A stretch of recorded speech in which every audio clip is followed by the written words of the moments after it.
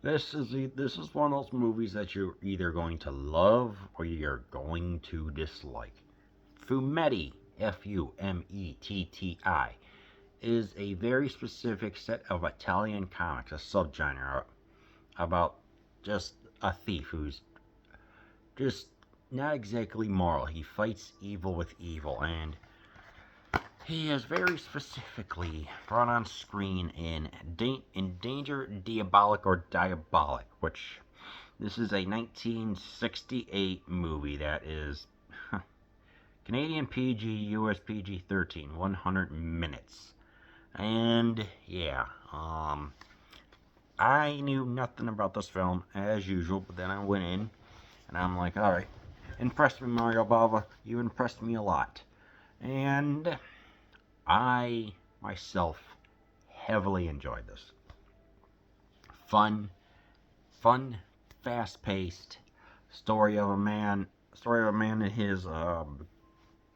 and his girlfriend or whatever are going to go and steal a massive necklace with 11 of the most perfect emeralds adorned in it. And at the same time, there's going to be Adolfo Celli, yes, that's right, the man with the eye patch from Thunderball, portrays another great villain, which is so freaking cool.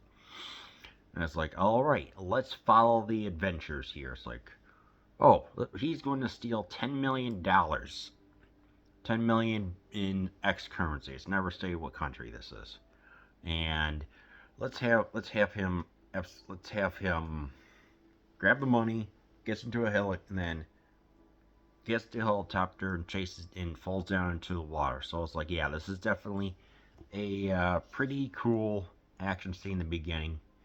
And then what follows is what could be considered Italian art and pop culture mixed with a James Bond-esque and Batman-esque style combination. I think this works really well. This is just such a interesting movie. I mean, it's like the story here. It's standard thief material, which is fine. Just like even our heroes, like yeah, he manages to ascend. It's like he takes the $10 million. He manages to ascend a castle where this rich lady is that has the necklace, and manages to steal it and makes their way back to their very cool lair with a black Jaguar. There's also a white Jaguar car as well, which adds more to the whole style and pop art of this movie. And then, right as they're, you know, celebrating and everything, lo and behold, Adolfo Celli teams with with a police chief named Ginkgo, not Jinko, the multivitamin, Ginko. Um, and tracking around, they actually managed to steal his women, and they even think like, oh, he's dead when he takes some. I forgot what it was, some capsule that he pretty much just becomes unconscious for upwards of 12 hours. Which I'm like, okay, now this is definitely this movie is getting into the pulp territory. This is like an Italian pulp comic book, which is actually quite a combination. I mean, it's just the over the top characters, is the fact that they are managing to get that they somehow this government manages to get all the gold, 21 tons of gold melted in just this one colossal bar of gold. And they're going to transport it or whatever. What? All the while up by train. And, just when he thinks that he's about to do it, like, our hero, our quote-unquote hero, manages to get away somehow, but, they all just flock down to his hideout, and they supposedly kill him or whatever, but he ultimately survives. It is quite a tale. I'm like, there's just so much stuff going on here, but I just freaking liked this movie is just so, I don't want to say bat S word crazy, but it just feels truly like a comic book movie, comic book come to life in Italy. And, it's, yeah, but, the story, it does feel like it's all over the place because once again, Mario had to come in and save the day because the other person, I don't know, I forget what it was. They got into like arguments about the directions or said or whatever, and said, okay, Mario, come in here. We like your geology and stuff. Can you pretty much save this movie? And you know what? He actually really freaking did. Even Dino De Laurentiis actually liked it a lot. Yeah. Saying with the visuals and everything, in the beginning, it's got that trippy tie-dye introduction, and it has the I guess pre electric jazz Miles Davis riffs. It was Ennio Morricone or something who does all this music with just the avant-garde jazz. Was the overall avant-garde tone this movie, and you hear it at least 3 different times, but it's different enough, but you won't get bored. Trust me on that. All the sets look amazing. There's even one where there are a whole bunch of reporters. And our heroes bring in laughing gas, which causes all the reporters to start laughing. I'm like, what? And even in the sets that are so wide and spacious, which again adds to the ambiguity of where is this country located. I'm like, who knows?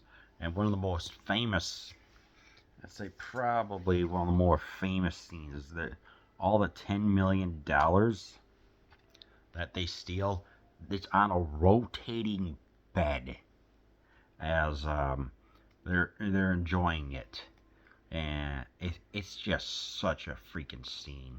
This is truly kind of a counterculture movie, which, when it came here in America, they really didn't understand what was going on, because I was like saying, they have created such a bizarre movie that it just really defies against what we're going on. But then when you understand that, boys, in history show itself that that the Italian people were tired of the government. Even I think that the later whatever got kidnapped in 1973, and there was something with Mussolini. I don't know.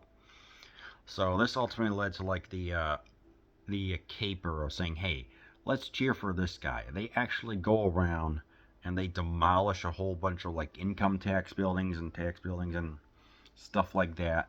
Whatever their version in the IRS. No casualties though, or fatalities, which is nice. It's just a whole bunch of buildings, miniatures, just exploding.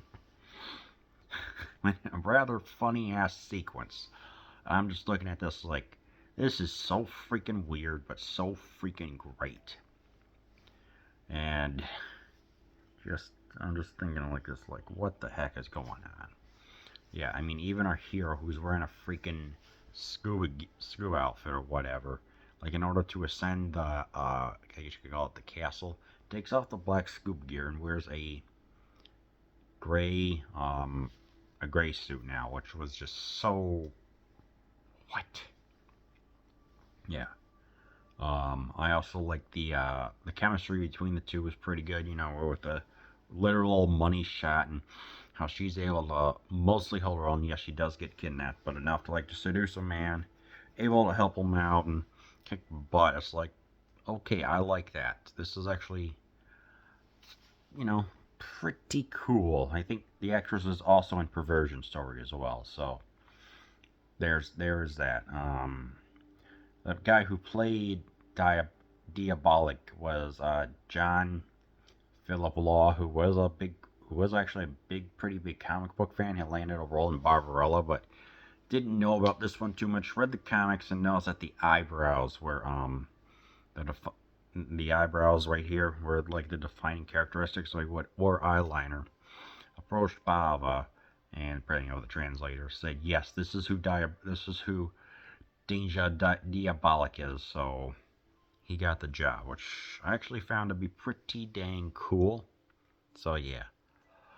Nowadays is regarded as actually a really influential cult classic movie.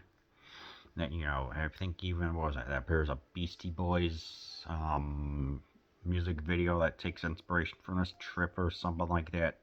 But yeah, it's like you're either gonna love this movie or hate it just for how unusual and um what's the word I'm looking for? Where anti-heroish. Yes, there is some James Bond elements, especially the helicopter chase in the beginning, and the campiness of Batman when they're talking when the guy's practically begging for money. Is like there's two pictures of unicorns like right beside him, and just the way how everything looks. So it's like a combination. It's just pretty much 1960s Italy that has some influence with